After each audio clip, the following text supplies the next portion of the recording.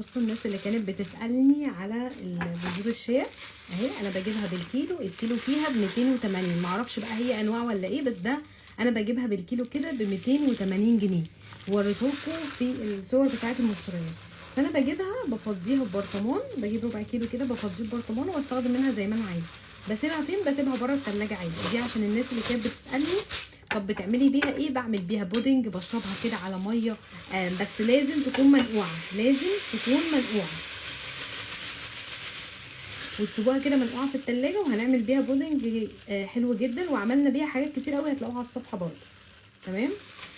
بجيب ربع كيلو بفضيه كده في البرطمان، هي عشان كان فيه شويه اهو، وبحفظها عادي جدا بره التلاجة. بجيب برده الشوفان بحطه في علبه زي كده اهو.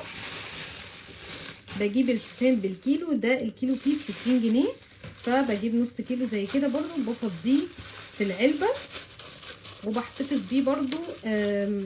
لو كميه كبيره ممكن في التلاجة افضل يعني.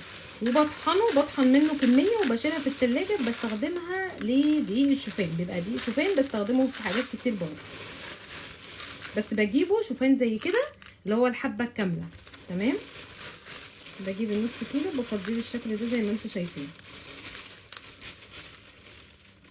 اهو. ده طريقه حفظهم عشان الناس اللي كانت سألاني بتحفظيهم ازاي اهو.